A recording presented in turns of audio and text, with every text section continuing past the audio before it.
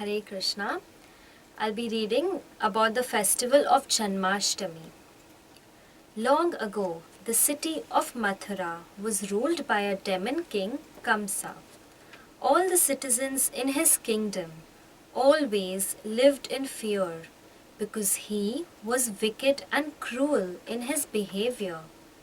He had a noble sister named Devki who was married to Vasudeva.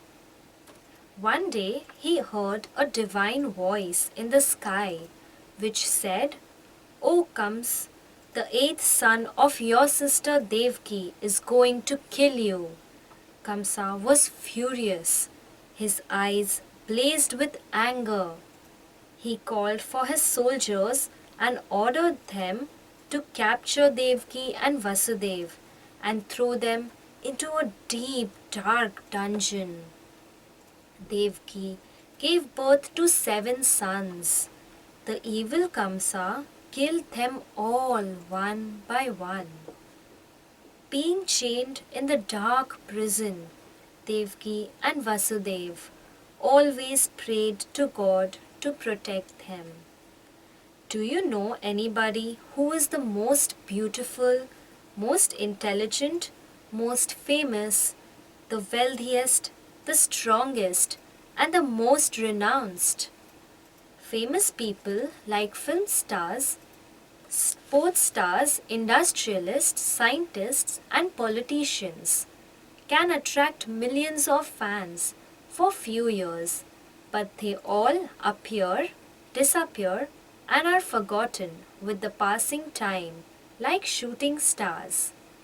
God is one who is the oldest and yet possesses all 6 opulences in full forever. The Supreme Lord is called by many names like Krishna, Christ, and Allah. The Greek word Christos comes from Sanskrit word Krista or Krishna, meaning all attractive.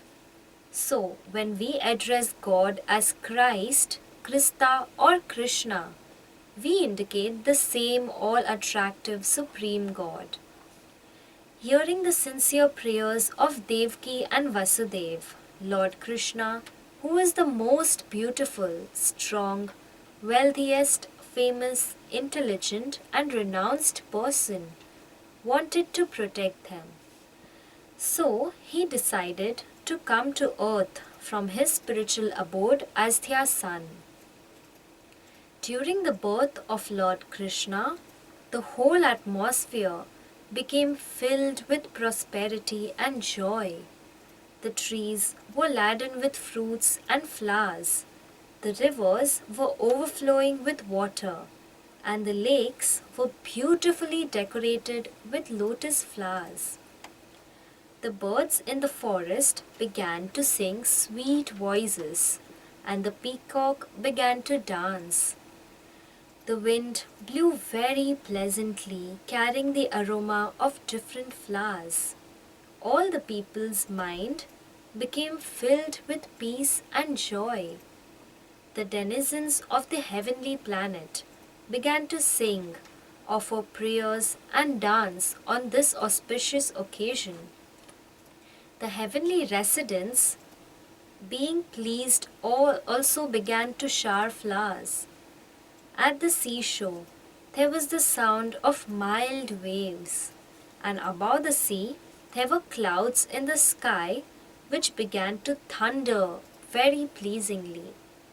Amid such a wonderful atmosphere, Lord Krishna, in order to protect his devotees, took birth as the 8th child of Devki and Vasudeva, bringing boundless joy to both of them.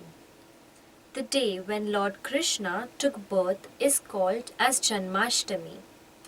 This day falls in the month of August or September.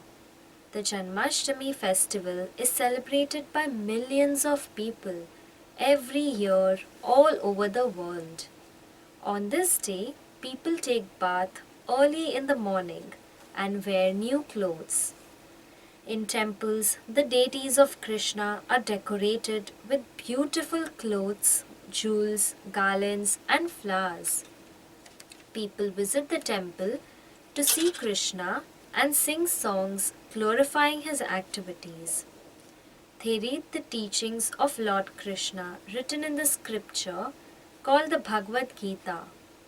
They also distribute these holy books to everyone. At home, lot of sweets, savories and festive meals are prepared with love and they are offered to Lord Krishna. These foods are then shared and relished by one and all. People visit their friends and relatives' homes and exchange sweets and good wishes. On this glorious day, all people chant the names of Krishna for bringing peace and happiness to everyone. Thank you. Hare Krishna.